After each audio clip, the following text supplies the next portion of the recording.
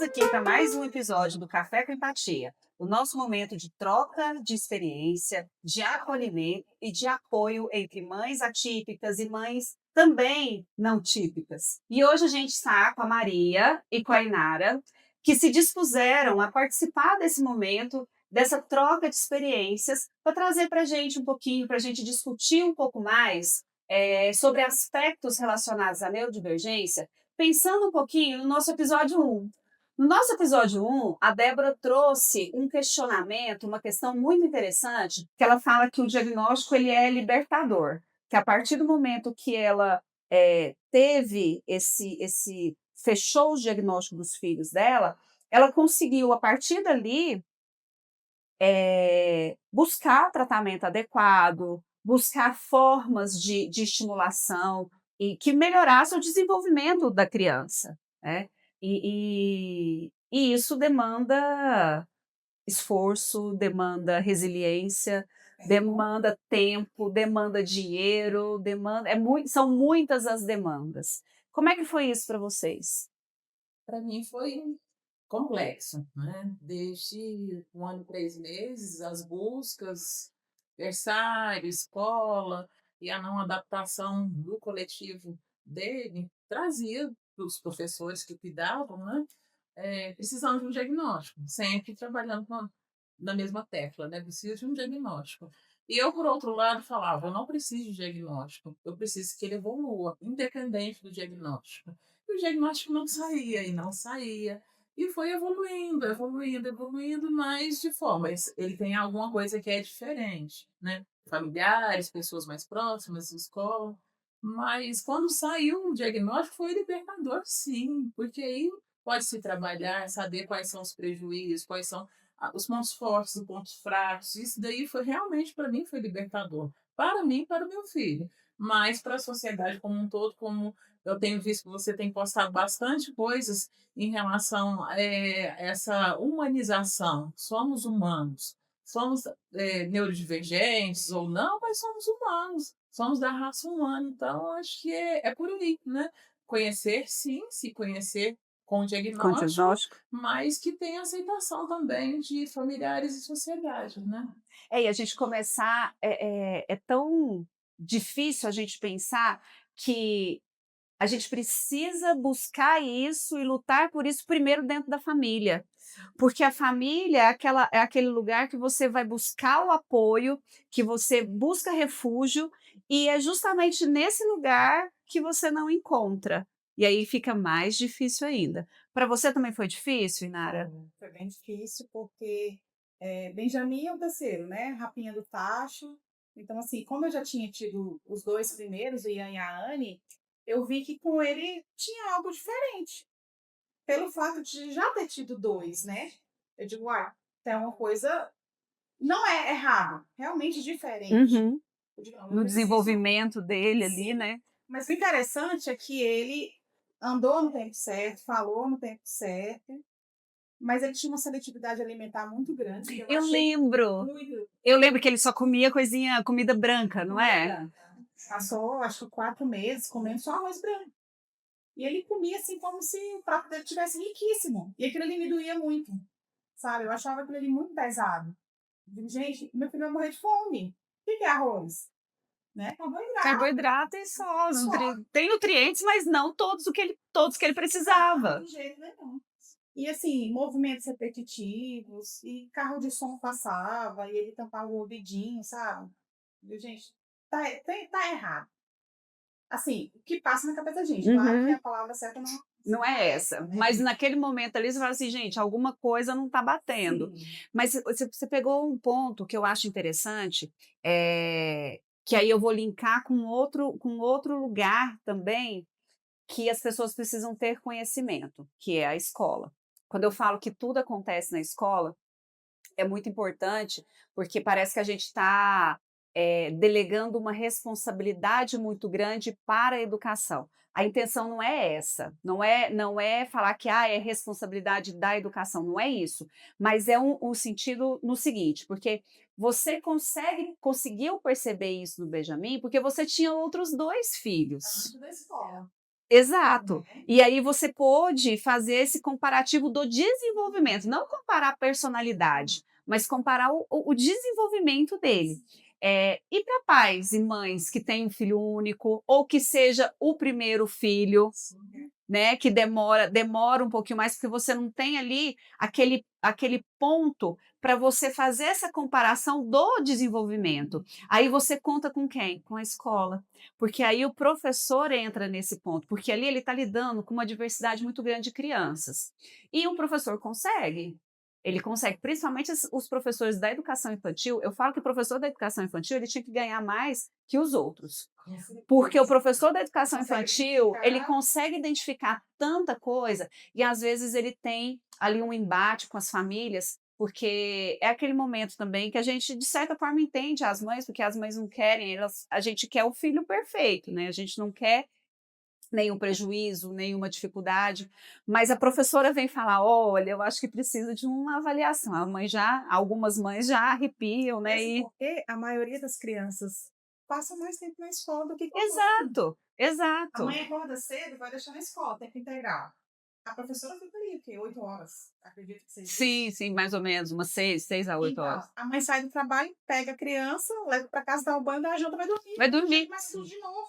Exato. Então, o tempo maior são com os professores, né? E assim, infelizmente, para muitas mães, é um desaforo um professor chegar e falar assim, procura. Porque às vezes também chega nesse ponto do como eu não percebi isso e o professor que Sim. percebeu.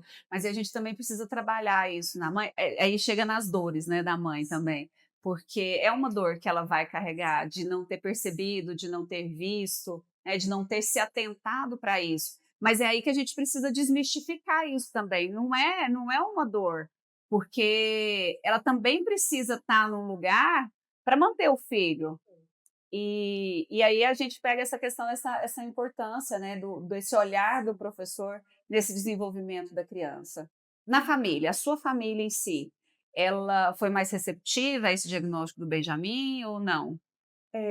Como antes disso tudo eu nunca tinha estudado nem procurado informações sobre o autismo, então para mim foi tudo muito novo. E foi, como você falou, libertador. Foi um alívio, porque até então eu ficava naquela, tem alguma coisa? Não tem, porque avaliações, né, as avaliações são muito extensas. Não existe um exame que você vai fazer e dá detectando ali o autismo. Não Né, não existe. vem, o estudo é clínico, né, é de Não, e observação. a médica que acompanhava ele, faz vídeo do comportamento, como é que é em casa. Ele era muito nervoso, ele tacava a cabeça na parede, no chão, gente, e eu ficava ali, meu Deus, me sentindo a pior mãe, porque eu ficava vigiando o tempo inteiro, né? E aqueles momentos ali eu tinha que pegar e filmar. Então era assim, e tinha hora que ele olhava para mim, mãe, por que você está fazendo isso? Então tinha que ser tudo muito bem escondido, Uhum. né? E para a família, quando fechou, o mais difícil foi meu esposo aceitar.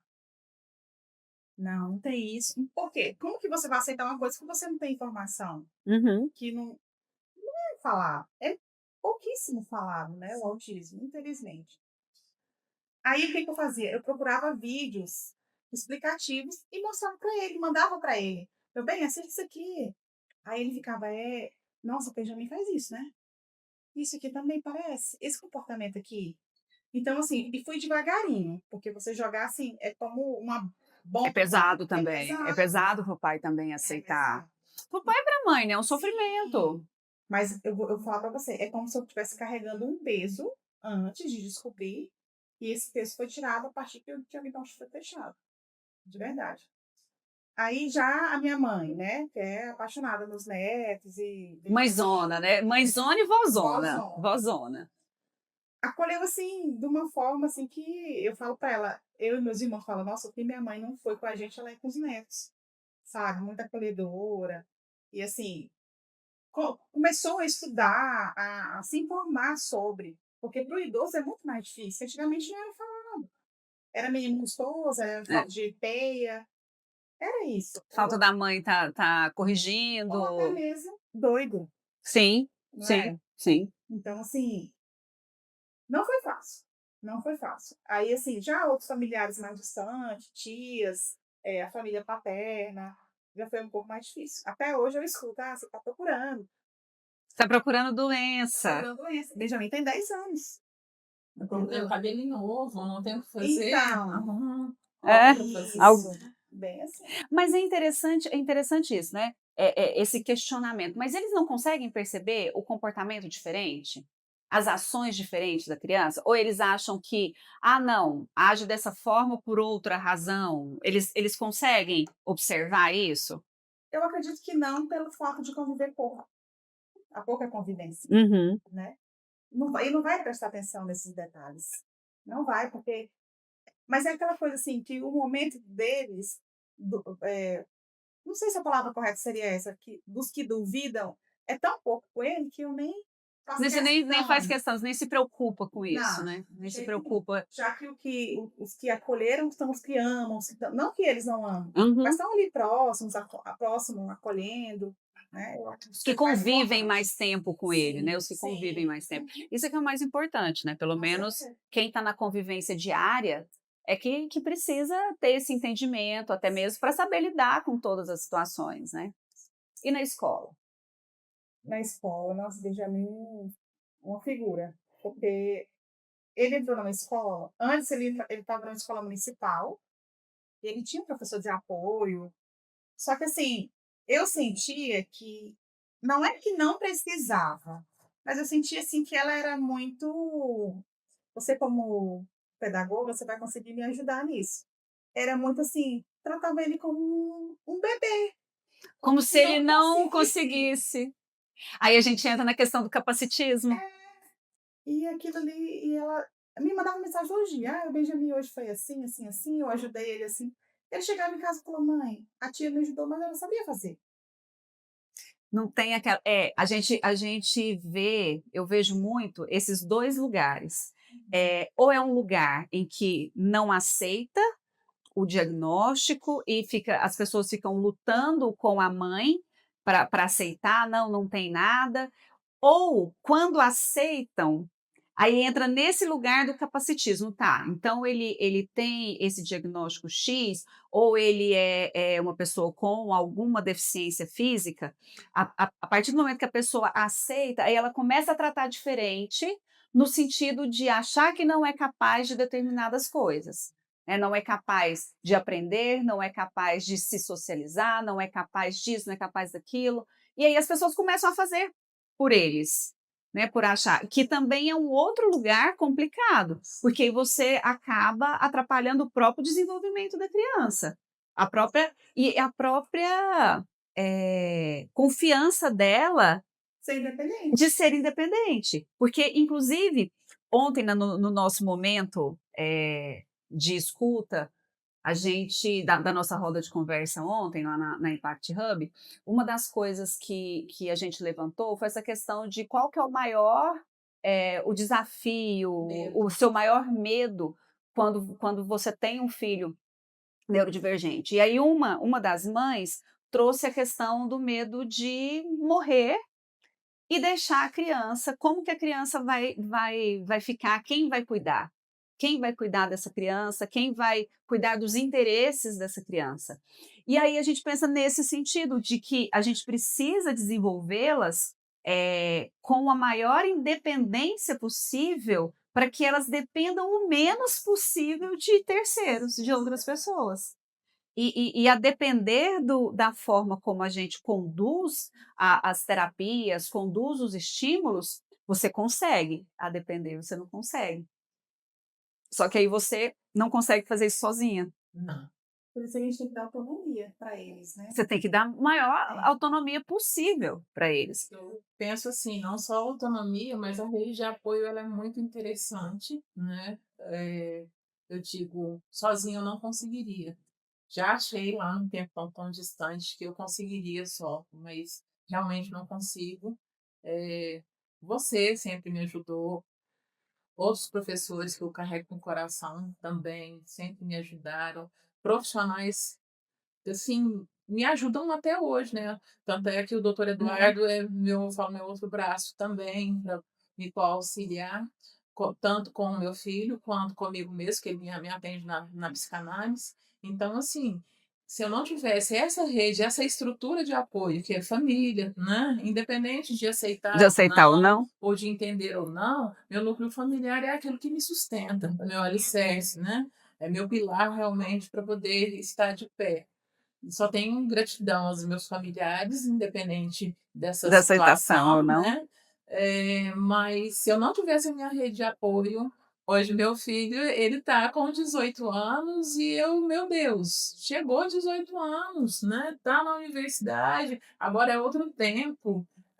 E eu não posso mais tantas coisas que eu tinha acesso na escola, tal. Hoje é Mas mesmo outro. assim a gente tem aquele medo. Sim, eu tenho o maior receio. E ontem lá também uma mãe professora falou, né, que em sala de aula ela faz coisas para os alunos com amor, mas também pensando no Pensando no filho. filho, para quê? Para que essa sinergia funcione, para que também nos O filho dela né? também encontre pessoas. Exatamente. E isso eu penso sempre. Eu falo, meu Deus, onde quer que meu filho passe, que tenha uma rede acolhedora e do bem para ele, né? Então, por isso que eu acho super importante seus posts. Obrigada. Essa questão desse medo, dessa autonomia, e aí a gente entra na questão da própria inclusão, né? Porque a gente precisa pensar essa inclusão não só na escola, porque quando a gente fala em inclusão, a primeira coisa que vem à mente é a inclusão escolar, porque ali é o primeiro espaço que ele vai ocupar, né? E a gente percebe que a inclusão ela anda a passos de formiga, né? Tem a musiquinha, né? A passos de formiga e sem vontade. Eu nem lembro de quem que é a música, mas me veio à mente agora. Mas essa inclusão ela precisa ser ampliada, porque a gente precisa pensar na inclusão, não só a inclusão escolar, mas a inclusão no mercado de trabalho, porque eles vão crescer. Sim. Eles vão crescer. E aí, como é que está o mercado de trabalho para auxiliar, para trazer essas crianças para se beneficiar dos potenciais deles, né, dos pontos positivos? Porque quando a gente pensa assim nas grandes empresas, eu sempre ouço meu marido comentando, falando dos feedbacks, né, de alguns funcionários, das pessoas, dos feedbacks dele, que ele recebe na empresa, analisando onde ele precisa melhorar, o que ele precisa, o que tá bom e precisa manter, eles também vão ter esses pontos positivos e aquilo que a gente estava comentando, a depender da empresa que eles vão trabalhar, se ter um funcionário que é bom em rotina, que obedece regras, que é bom para seguir protocolos, vai ser o funcionário do mês todos os meses, vai ser o funcionário do ano. Então, a partir do momento que as empresas também tiverem um olhar diferenciado para o potencial de cada uma das pessoas, dos neurodivergentes, a gente também vai ter um processo de inclusão diferente. Só que aí, ao mesmo tempo, hoje, inclusive, eu até comentei lá na palestra sobre bullying, que a gente vive um momento que a gente tem mais acesso a informações, as informações estão todas dadas, todas ali, né, a um clique, ao alcance de um clique, e ao mesmo tempo a gente tem as pessoas totalmente desinformadas do que está acontecendo. Eu tenho a impressão de que tem muita informação sobre, porque acaba que no meu Instagram, como eu falo muito sobre isso, então o algoritmo acaba trazendo para mim perfis que também tratam do assunto. Então eu tenho aquela sensação de que, nossa, tem muita gente falando sobre isso, tem muita informação sobre isso. Só que isso chega para mim em função porque eu também faço, porque eu busco, mas as outras pessoas não buscam. Ninguém se preocupa, na grande maioria das pessoas, elas não se preocupam em buscar informações, em saber. E aí vai pegando.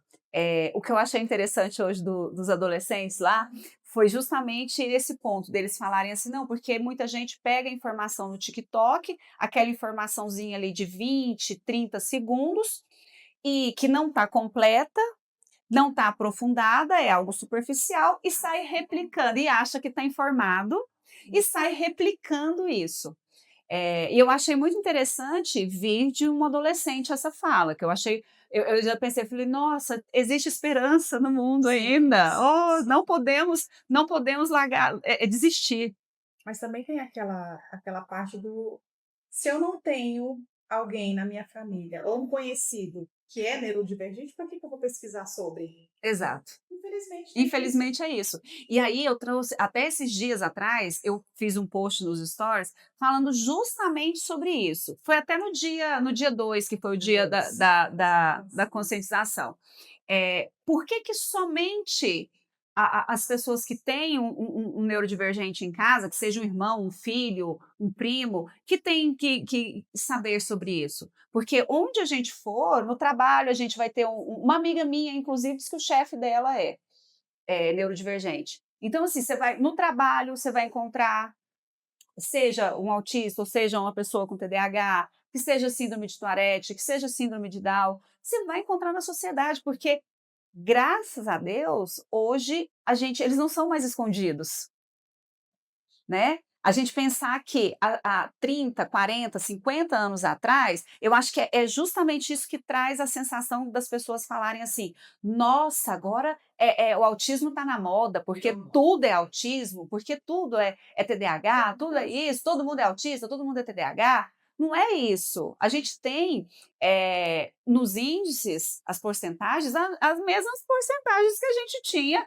há 50 anos atrás, há 80 anos atrás. A questão é que a gente não tinha ferramentas para diagnosticar e não tinha tanto, não se falava tanto, então não tinha uma busca, não tinha uma informação, então era todo mundo rotulado.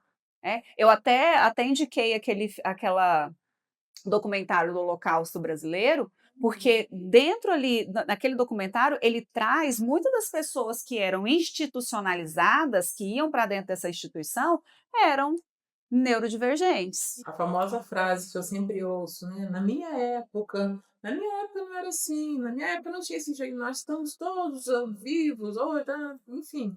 Então, acho que banaliza muito o que a gente passa e, de repente, coloca realmente uma interrogação. Será que é isso tudo mesmo? Será realmente que é isso? Né? Então, eu fico, às vezes, meio saturada por Uhum. onde quer que passo quando ouço, né? Mas eu falo que a terapia me ajuda bastante. Eu acho que todas as famílias precisam procurar terapia para poder lidar com as situações do cotidiano.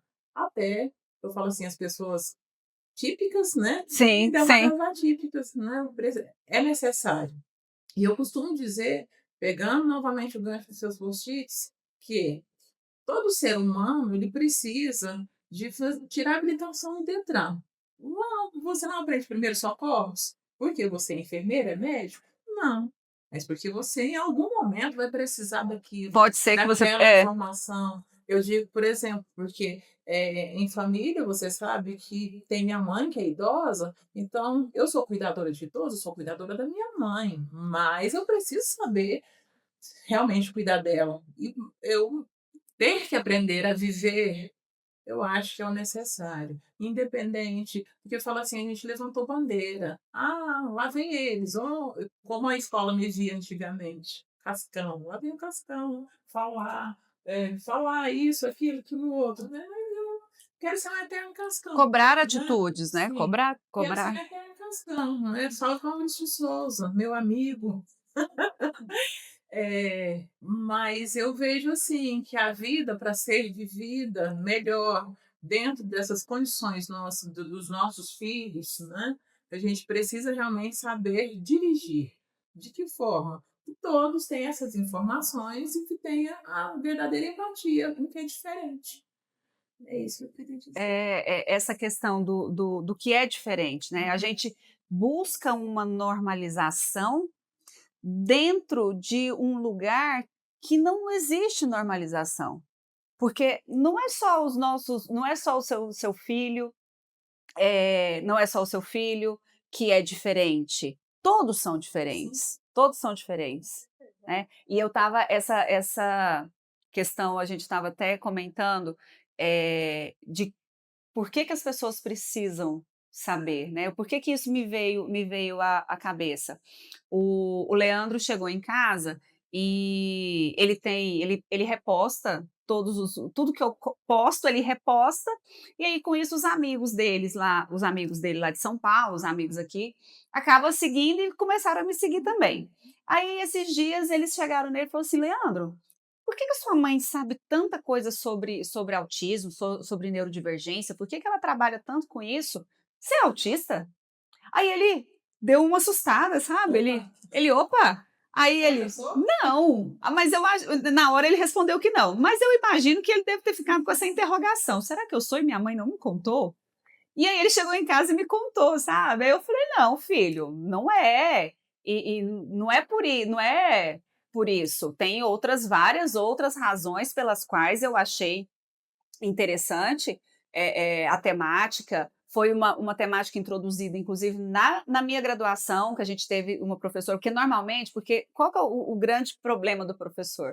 O professor não tem esse tipo de disciplina, na graduação. Então eu tive a sorte de ter uma professora de psicologia da educação que trabalhou a questão das dificuldades de aprendizagem, e aí eu achei interessante e fui caminhando por esse caminho. Mas aí vem esse questionamento, né, por que que só quem tem um familiar, um filho ou alguém muito próximo tem que procura informação? A sociedade inteira precisa procurar informação. E aí, como você é mais restrita, Inara, mas você vê essa dificuldade das pessoas no geral, assim, quando você vai, por exemplo, vai levar o Benjamin ao médico, você sente essa dificuldade do médico entender algumas particularidades, peculiaridades dele, ou quando vai em algum parquinho, alguma coisa assim, você sente que as pessoas percebem ou trata de forma diferente, ou não sabem tratar? É aquela coisa. Eu, como mãe, eu optei por que agora tem o colar, Sim. né, eu optei por não usar. Pelo fato de como é que eu vou te falar? É como se eu sentisse que o preconceito de outras Chega pessoas antes. chega antes, Sim. né. É igual meu esposo falou: "Ah, mas se você chegar num parquinho com ele com colar, talvez as mães", porque criança não tem maldade. Uhum. As mães podem até chegar: "Não vai brincar com aquele menino que ele pode ser agressivo", entendeu. Então, essa foi uma decisão minha, nossa, né. Então a gente não usa. E voltando um pouquinho o gancho que a colega falou sobre antigamente não era tanto falado, eu não vou muito longe. Eu tenho 40 anos e descobri o autismo ano passado. Então, assim, aí eu fico me perguntando: "Poxa, mas 40 anos não está tão longe assim. Será que não era falado ou minha mãe nunca buscou?" Ou se bem que minha mãe trabalhava muito, eu acho que ela não Não percebia percebia. tanta diferença no comportamento, né. Então, assim, foi pelo o fato de eu me achar diferente e ser cobrada em casa dos meus filhos, do meu esposo, eu resolvi procurar, né. Eu resolvi procurar um diagnóstico, foi onde eu fiz, todo o a avaliação e fechou o diagnóstico também. Aí eu fico pensando, eu jamais vou culpar minha mãe de: "Ah, por que que a senhora não procurou antes? Talvez o prejuízo teria sido menor", Uhum. né, porque não era falado, Não então é não tem muito que não culpar.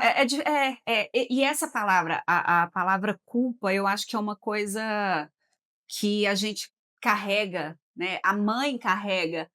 a mãe carrega essa palavra, é como se ela é um peso muito forte que a gente carrega, que independente de ter filho da gente ter filho neurodivergente ou não, a mãe carrega uma culpa muito grande. Hoje à tarde eu estava, meio que em sofrimento, mandando mensagem para o meu marido, falando: "Nossa", ele mandou mensagem perguntando como tinha sido de manhã, como é que estava, eu falei: "Nossa, meu bem, foi muito bom, ontem foi muito bom também, hoje foi super interessante, mas eu estou com vontade", a minha vontade era de estar aí, em casa. Porque você fica com aquela sensação de que você está deixando uma coisa lá sem você não está perto, você não está vendo, e se acontecer alguma coisa, e essa coisa ser algo que se eu tivesse lá, Poderia ter Não, impedido. poderia não ter teria impedido, acontecido não daquela teria forma. acontecido. Aí você até é ruim até em relação ao pai, porque ele está lá. Qualquer coisa que acontecer,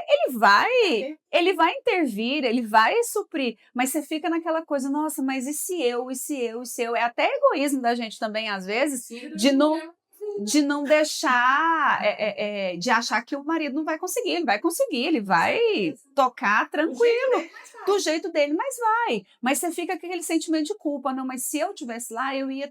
E aí você fica sofrendo, sofrendo. Aí eu fico tentando me colocar no lugar de vocês, só que a gente não consegue, porque é um lugar diferente, é uma dor diferente, é uma cobrança diferente, porque já vem uma cobrança ali da própria gestação. Ontem teve uma mãe que falou isso, né? Que ela ficou preocupada em ter o segundo filho, com medo, porque ela tem na cabeça dela que Ela foi ela incapaz, é, né? essa foi. Ela foi incapaz de ter uma criança, então, neurodivergente, então, que ela tinha que fazer a segunda criança para ver se ela era capaz, então, de fazer aspas, né? Normal. Normal. E aí ela sofreu muito por causa disso. Então, essa questão da culpa é algo muito pesado, né? E como você falou, há tempos atrás não se fala, e falava-se pouco. Ontem, inclusive, teve um médico no Roda Viva, naquele programa da TV Cultura, que ele estava falando justamente sobre isso. Ele falou assim que tem dados de 80 anos atrás, não especificando como autismo, como neurodivergência, mas os sintomas que são compatíveis. Foi aquele que você repostou. Isso, aquele que eu repostei. Então, 80 anos atrás. Então, as coisas também, a ciência evolui, mas tem coisas também que evoluem devagar, né? A passos lentos. Mas, Inara, em relação ao seu diagnóstico, de novo a questão da aceitação da família, em relação a você, porque eu acho que em relação ao Benjamin foi até tranquilo. E você? Como que foi? Foi assustador. Até para mim foi Uhum, assustador. imagino. Porque eu não imaginava que seria isso. E é tanto que eu conversei com meu esposo, falei, vamos ficar entre a gente aqui. Eu falo em questão de ter que se explicar Uhum. para a família, porque a família acaba que é muito grande. São primos, são tios, avós, pai, tem a família do pai. Então eu falei, vamos ficar só aqui. Não que eu tenha vergonha, de jeito nenhum, não tem. Mas para evitar explicações, as pessoas, infelizmente, são muito ignorantes, né? Então, assim, para a gente evitar de se decepcionar, eu achei melhor assim, né? A única coisa assim que eu digo, não, eu vou precisar levar, que é com a minha faculdade, né? Que eu trabalho na área da saúde, trabalho à noite também, e precisei levar para lá porque estava muito Desgastante, né? Estava desgastante o. desgastante, mudanças de rotina, mudança de Porque setor. você trabalha em hospital, né? Trabalhar em hospital, cada dia um setor diferente. Falta alguém na maternidade, vai para lá. Falta na pediatria, vai para lá.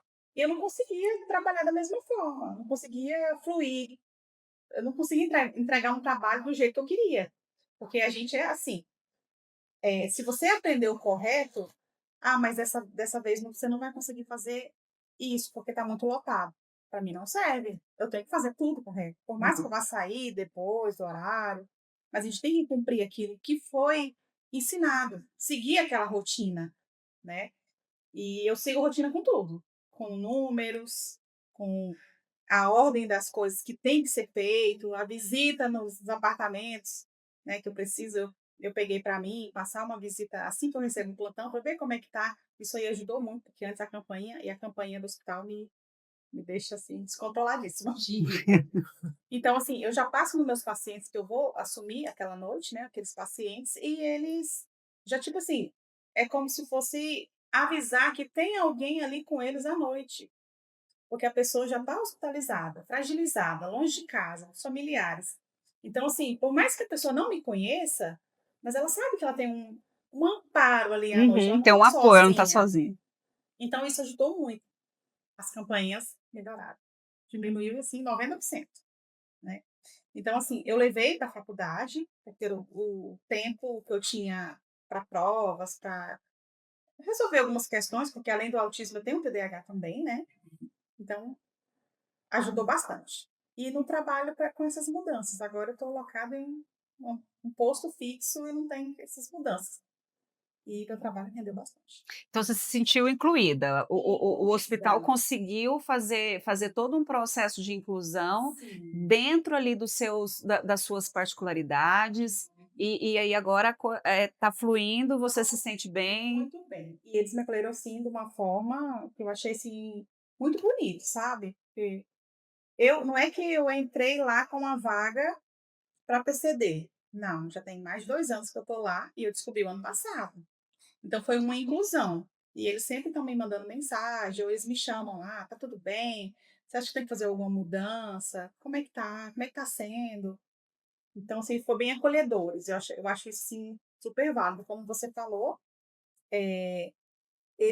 inclusive eu ouvi isso do RH, né, que falou assim: "Ah, autista pra gente é tudo", porque eles seguem rotina, eles seguem protocolos, Ainda então mais em hospital, que não pode minimizar erro. de jeito não Até pode, né. preferem, né? A É. segurança do paciente ali tem que estar.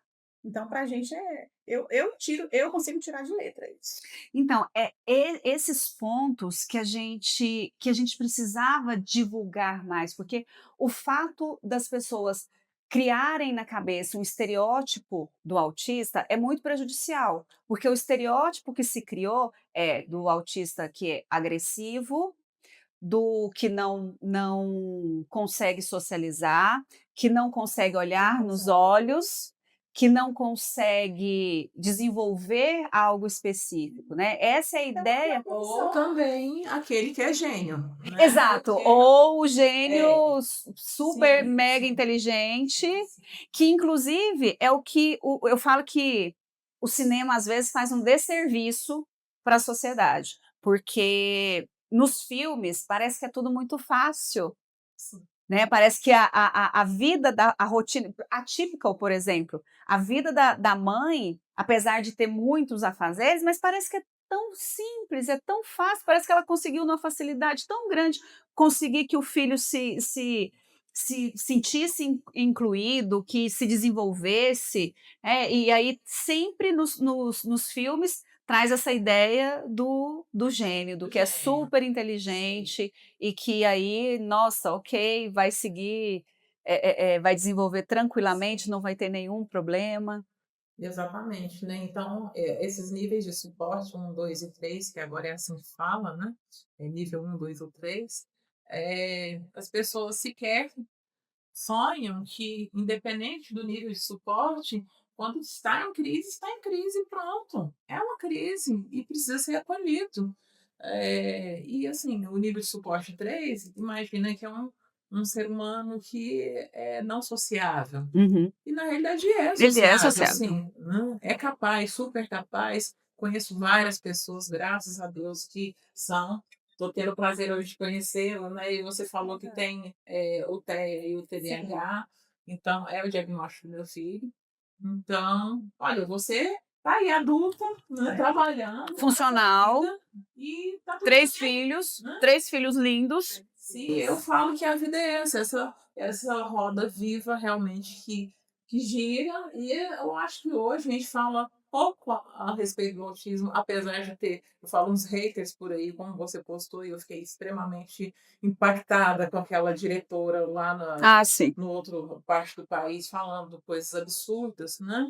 Do não acolhimento para as crianças, os pais que têm essas crianças que cuidem, né? O alecrim dourado, né? E trazer a questão da crise sensorial como algo que é falta de limite, Falta de limite, falta de falta de educação, educação. que os pais não dão educação, não põem Você limite, já né. teve nesse lugar das pessoas acharem que você não dava Sim, educação para o seu filho, sim, que a crise dele era sim, várias falta de vezes. apanhar, né, Sim, digamos assim? sim, várias vezes inclusive, né.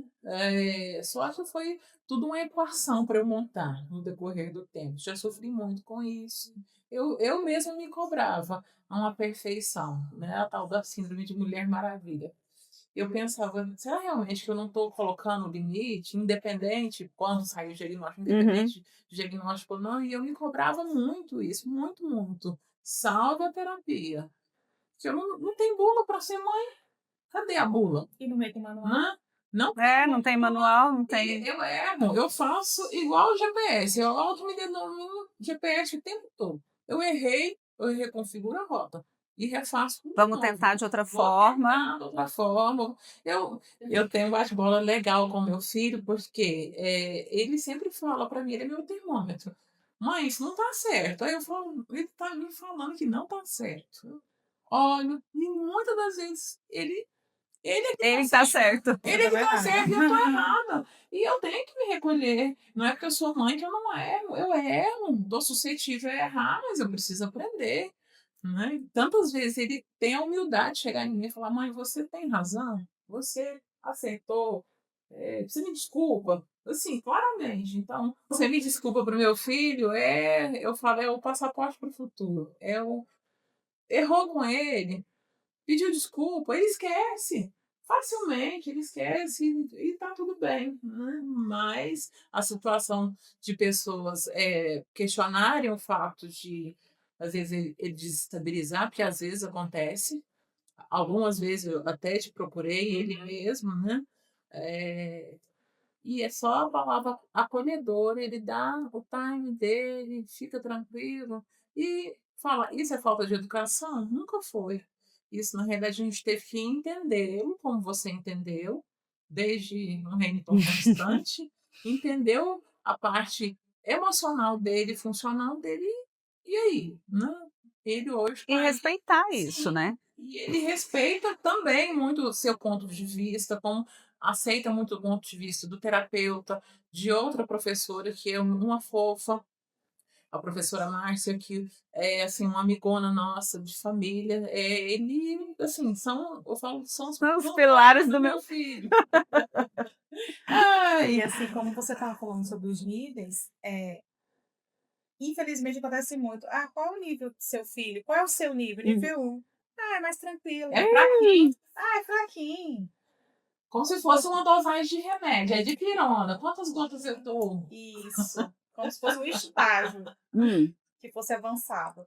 Mas eu vou te falar, apesar do nível ser 1, não menos importante do que o 3, o 2, mas o nível de ansiedade é Altíssimo, gigantesco. altíssimo. Eu tomo 2 medicações para ansiedade, né? Eu faço acompanhamento direitinho. O Benjamin também está muito ansioso. Ele desconta que na comida.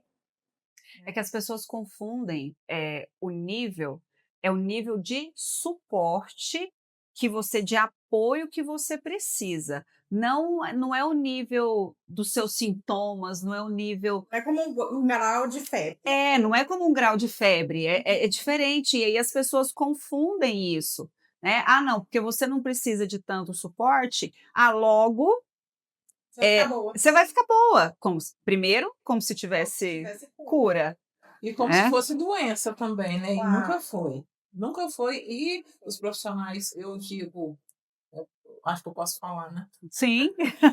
Aconteceu o evento na sexta-feira, foi na sexta-feira da Paixão, o filho envolvido lá no processo da igreja, da apresentação da Paixão e Morte, acabou sendo furtado o celular dele. E aí acharam o celular, eu fui lá na delegacia para poder recuperar, mas só que eu tinha que passar pela. A escrivã que me atendeu me perguntou: seu filho tem alguma coisa? Eu pensei, que coisa? O que que disseram para ela, né? Tem nada.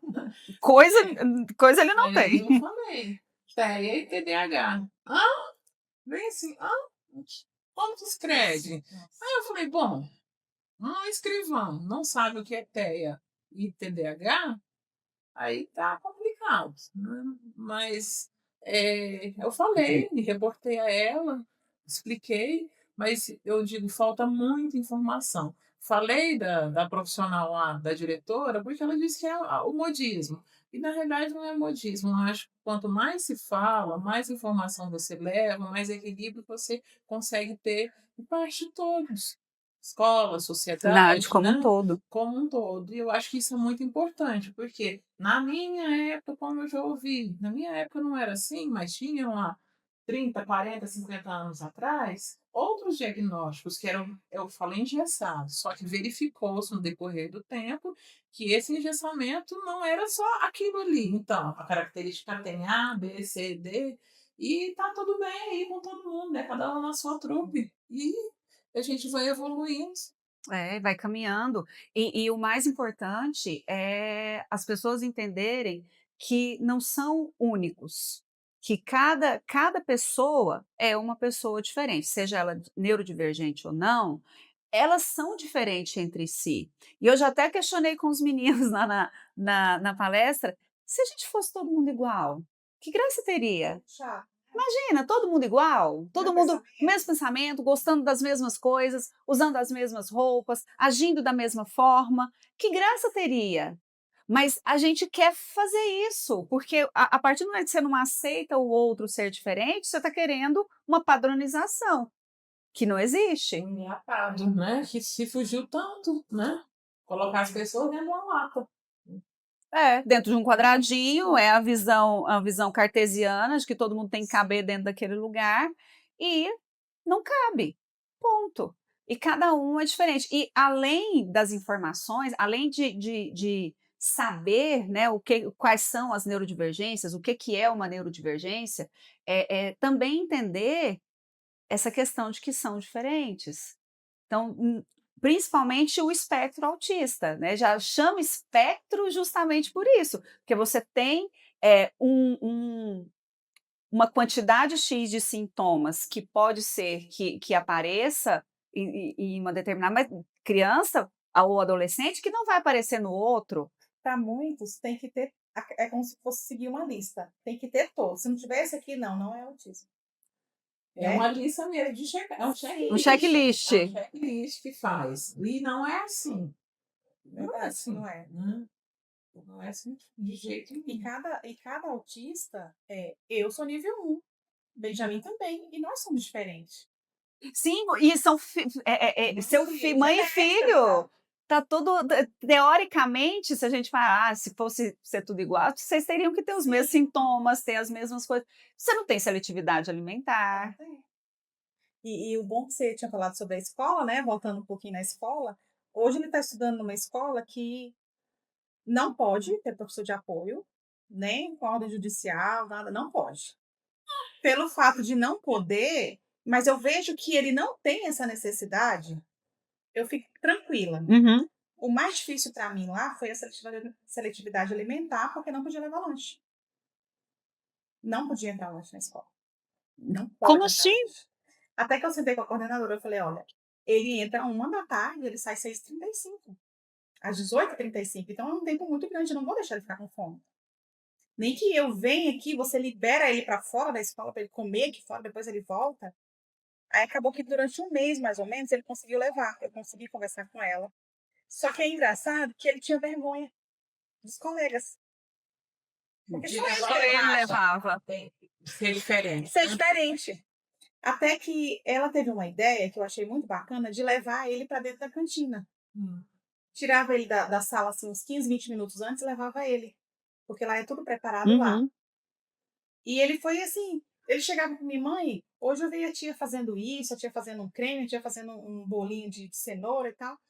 Falei, meu filho, bacana. É tanto que ele chegou em casa um dia, o Leandro, e falou assim, queria que você comprasse melão. Eu falei, claro. Lá em casa ninguém gosta de melão. Melão. Então, se ninguém gosta, eu nunca comprei. Vai comprar para estragar só porque é bonito? Não. Falei, tá bom, vamos comprar um melão. Fui lá, comprei o melão. Mãe, eu aprendi a comer melão na escola. Então, eu quero que você corta para mim o melão. Cortei. Foram 3 melões no lixo. Porque tinha que saber como que era cortado na escola. Tinha que ser do mesmo Tinha corte, que ser o igual. mesmo corte. Aí eu falei, gente, como que esse menino vai comer melão? Mãe, não é assim. Ele falava, mãe, não é assim. Tem que ser igual, ela corta lá. Meu filho, como que eu vou? Conversa com a Virgínia. Conversa com a coordenadora que ela vai deixar você entrar lá.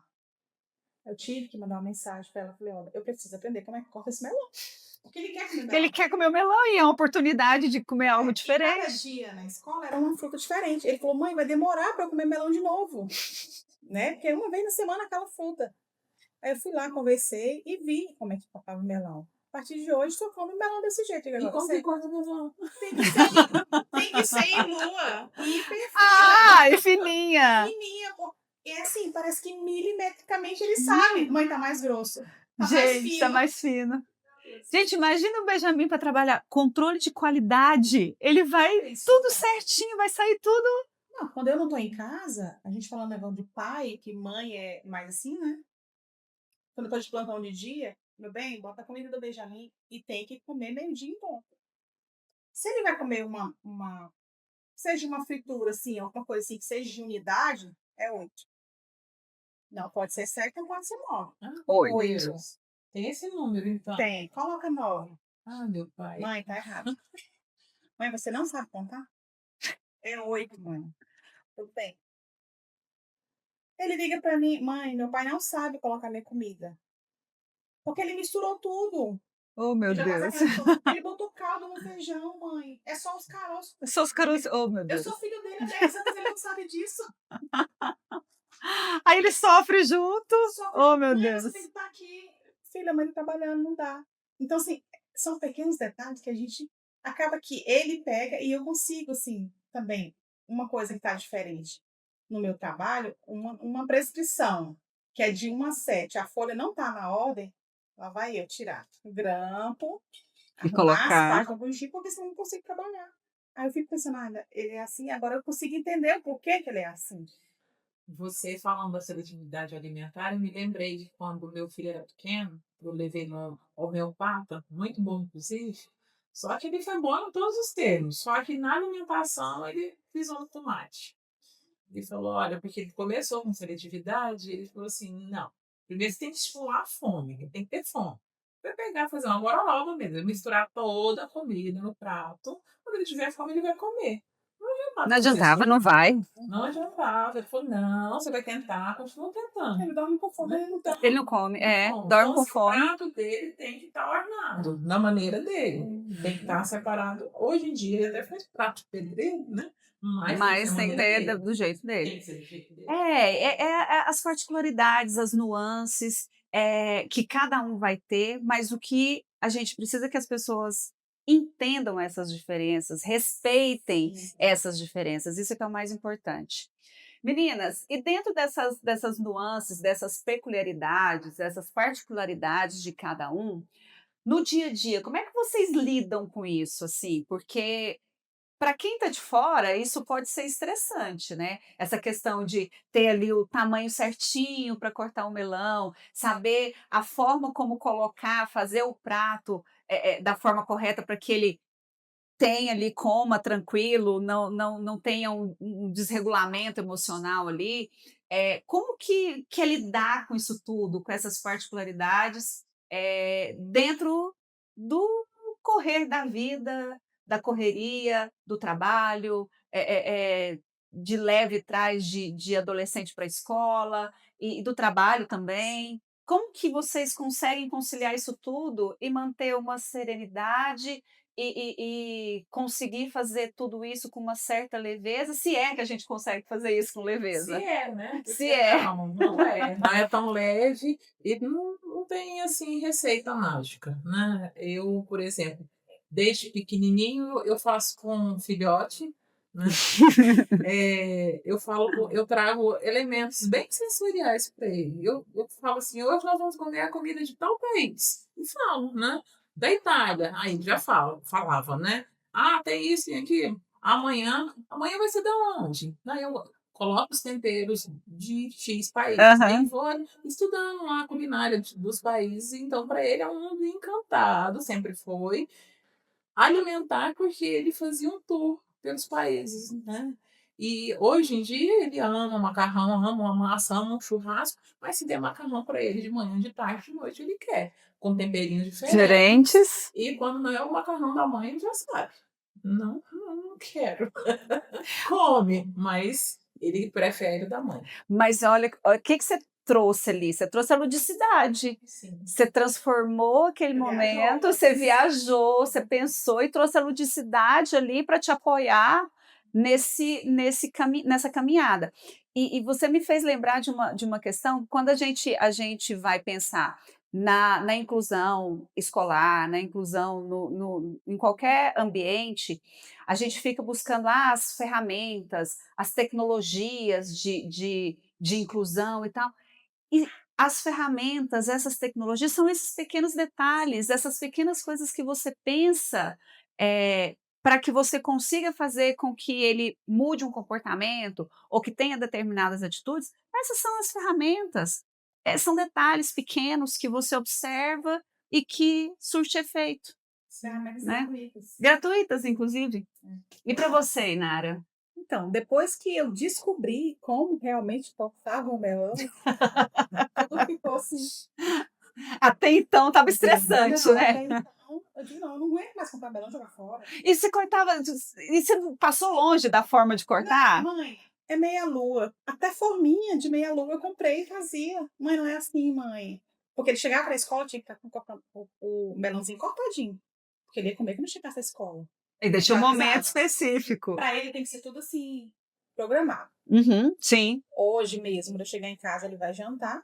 Ele vai querer saber o que é o almoço de amanhã. Ah, bingo! Já tem que saber. Lá em casa é assim. Gente, Se mas for macarrão, adoro. Ah, Eu também amo. Por mim, comer macarrão todo dia. todo dia. Que é muito bom. Ele, assim, a madrinha dele é a Paula, Sim, né? Então, assim, faz todo tipo de macarrão que você imaginar. imagino, Macarrão, nossa. não sei o quê. E ele, apaixonado. Mãe, eu vou lá pra minha madrinha comer o macarrão da minha madrinha. Porque o da minha madrinha é diferente do seu. Não que o seu seja ruim, mas o dela é O melhor. dela é melhor.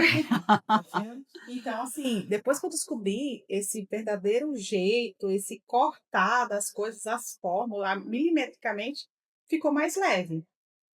Nesse fato de já saber como é que é, já deixar preparado. Tipo assim, eu não vou ficar me estressando, porque eu sei que quando ele chegar, ele vai comer, Ele vai.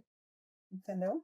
mas isso também, assim, só fazendo um adendo, também cria uma conexão muito nossa, né? É legal, mas, exemplo, já aconteceu de eu ter que ficar no hospital com a minha mãe, então fiquei fora. Então, e aí? E essa alimentação? Ação. Como é que foi? Comeu, mas sentiu.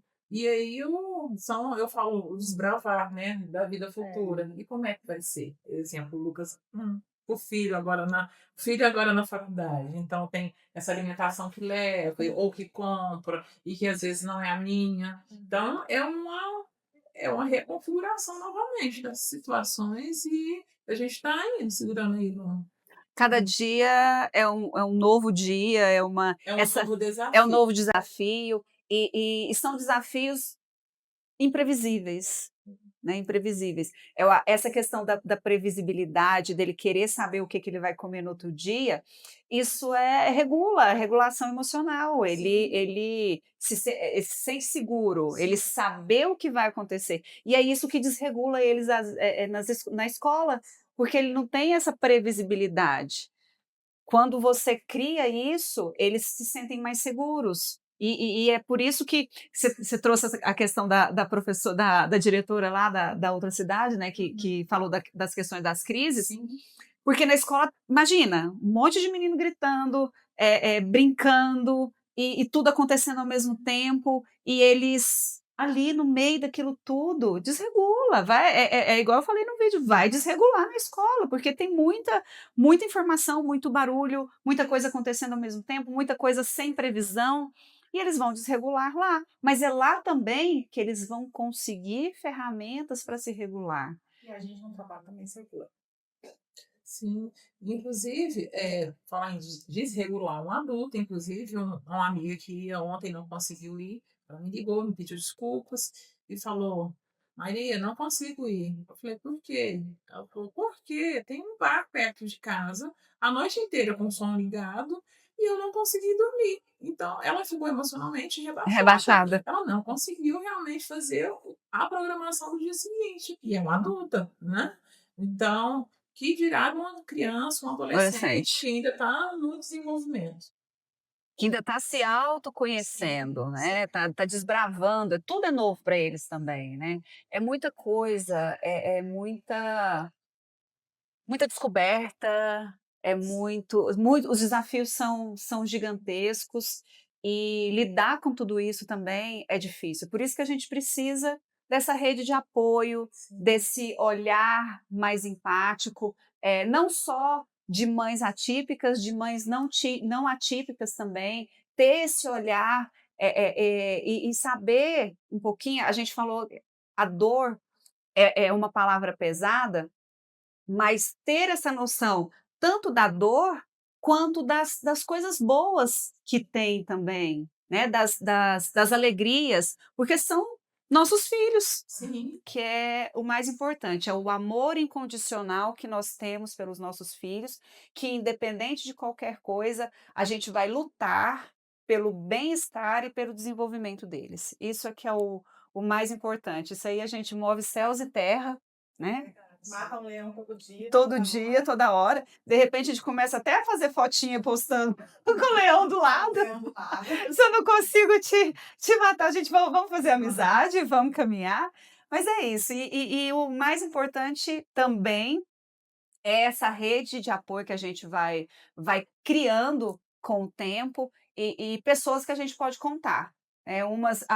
Cada dia a gente vai fazendo novas amizades, trocando, né, informações, trocando angústias, Sim. trocando coisas boas que acontecem, né? Tanta coisa boa que a gente falou hoje verdade. dos meninos.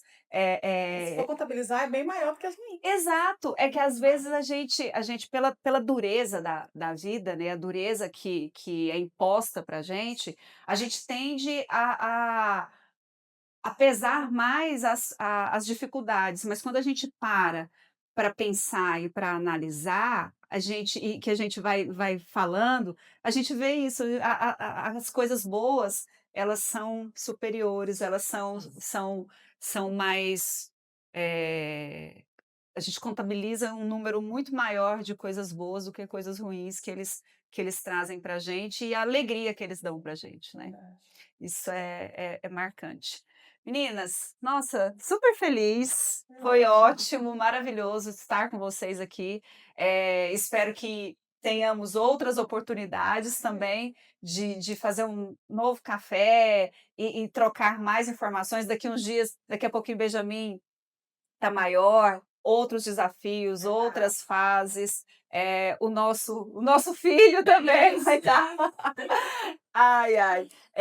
Em outros momentos também, né? Cada fase, eu costumo brincar, eu falo que filho é igual videogame, cada fase que passa vai ficando mais difícil, mais desafiadora, mas também mais gratificante. Né? Foi Obrigada. muito bom. Você é super necessário, né? Ai, obrigada, gente. Obrigada. Só gratidão, gratidão desde ontem, né? Surpreendida pelo encontro de ontem e com o de hoje. Muito obrigada. Ai, obrigada a vocês, gente.